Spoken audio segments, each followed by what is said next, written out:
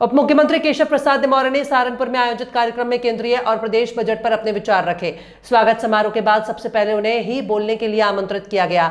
अपने संबोधन में उन्होंने प्रधानमंत्री नरेंद्र मोदी की जमकर तारीफ की और बजट को किसानों, युवाओं, शिक्षकों और व्यापारियों के लिए लाभदायक बताया। उप मुख्यमंत्री ने कहा कि प्रधानमंत्री नरेंद्र मोदी ने ऐसा बजट पेश किया है कि विपक्ष के पास इसकी आलोचना करने का कोई मौका नहीं मिला। यह बजट पूरी तरह से विकास उन्मुखी है। हालांकि पूरे संबोधन के दौरान उन्होंने उत्तर प्रदेश के मुख्यमंत्री योगी आदित्यनाथ का नाम एक बार भी नहीं लिया। वे लगातार प्रधानमंत्री मोदी और केंद्र सरकार की योजनाओं का गुणगान करते रहे। हालांकि उन्होंने डबल इंजन सरकार का जिक्र किया, लेकिन उत्तर प्रदेश के बजट पर ज्यादा चर्चा नहीं की।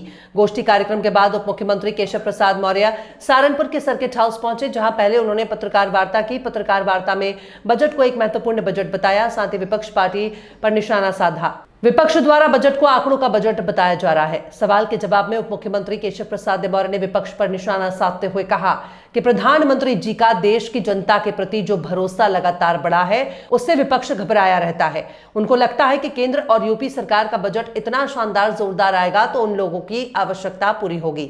इसे विपक्ष घबरा जाते हैं। कांग्रेस भ्रष्टाचार की अम्मा है। भ्रष्टाचार करने वाली पार्टी के साथ कोई भी पार्टी जुड़ी हो, चाहे समाजवादी की पार्टी हो, आम आदमी पार्टी हो, कोई भी हो, जो भी इंडिया गठबंधन के दल है, वो सिर्फ भ्रष्टाचार को बढ़ावा देते हैं। प्रधानमंत्री जी का कहना है कि ना हम खाएंगे ना खाने देंगे, सिर्फ देश के लिए लगाएंगे। जिन्होंने देश को लूटने का काम किया, उसने पूरा पैसा वसूला जाएगा। जो भी आएगा उसे महिलाओं की शक्ति करने के लिए, युवाओं के लिए लगाया जाएगा। बजट शानदार है, उसका हर जगह स्वागत हो रहा है। ये बजट हो या योगी सरकार का बजट हो, उसको विपक्ष जो है वो हेडलाइन बजट या आंकड़ों का बजट बता रहा है। देखिए, विपक्ष को भाजपा का फोबिया हो गया है। माननीय नरेंद्र मोदी जी के प्रति देश का जो भरोसा लगातार बढ़ा है, उससे विपक्ष घबराया रहता है। उनको लगता है कि अगर भारतीय जनता पार्टी की केंद्र सरकार का बजट और प्रदेश सरकारों का बजट इतना शानदार और जानदार, जोरदार आएगा, जिससे लोगों की जो आवश्यकता है उसकी पूर्ति होगी, तो इससे विपक्ष घबरा जाता है। कांग्रेस भ्रष्टाचार की अम्मा है, और अगर भ्रष्टाचार करने वाली पार्टी के साथ जो भी पार्टी जुड़ी है, चाहे वो समाजवादी पार्टी हो, चाहे वह आम आदमी पार्टी अभी पीछे जुड़ी थी लोकसभा चुनाव में, या जो अन्य इंडिया गठबंधन के दल हैं, वह सब भ्रष्टाचार को बढ़ावा देते हैं। और हमारे प्रधानमंत्री जी कहते हैं कि ना हम खाएंगे ना खाने देंगे, और जिन्होंने खाया है वसूलेंगे, और वसूल करके इस देश की, गरीब की, किसान की, नौजवान की भलाई और महिलाओं के सशक्तिकरण के लिए लगाएंगे। तो आज बजट हमारा शानदार है और उसका चतुर्दिक स्वागत हो रहा है। वो रट्टू तोते की तरह केवल विपक्ष उसमें सवाल उठाता है, जबकि उनके पास ऐसा कोई सवाल नहीं है, क्योंकि उनका कार्यकाल उदाहरण के तौर पर देश के सामने, प्रदेश के सामने 2017 से पहले सहारनपुर की अगर मैं बात करूं तो यहाँ का रोड नेटवर्क का क्या हाल था, रेल नेटवर्क का क्या हाल था, हवाई नेटवर्क का हवाई अड्डा बन करके तैयार हो गया है। आगे यहाँ पर हवाई यात्रा की भी सुविधा आप लोगों को मिलेगी। कुछ नहीं था। बिजली कितने घंटे आती थी? 4 घंटे आती थी। एक सप्ताह दिन में आती थी, एक सप्ताह रात में आती थी।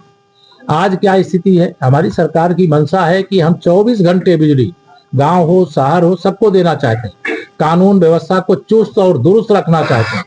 अपराधियों के खिलाफ, माफियाओं के खिलाफ, भ्रष्टाचारियों के खिलाफ, दंगाइयों के खिलाफ कठोर कार्रवाई करना चाहते हैं। सुशासन का एहसास हो, सुशासन का अंत हुआ, इसका एहसास लोगों को है, लेकिन सुशासन आ गया है।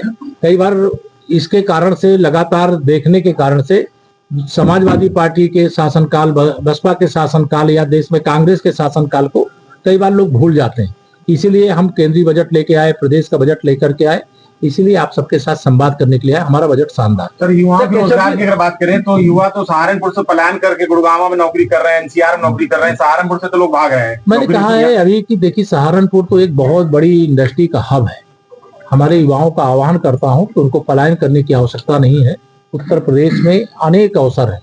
कोई भी छोटा बड़ा किसी भी सेक्टर का, काष्ठ उद्योग करे, फूड प्रोसेसिंग का करना चाहें, वह लेदर का करना चाहें, वह अन्य किसी प्रकार की जो किसानों के द्वारा उपज है, मेरे प्रधानमंत्री जी की ये मंशा है कि दुनिया के हर टेबल पर अगर कोई भोजन के लिए बैठता है तो उस टेबल पे भारत के किसी किसान का उत्पादित किया हुआ सामान उस टेबल पर होना चाहिए।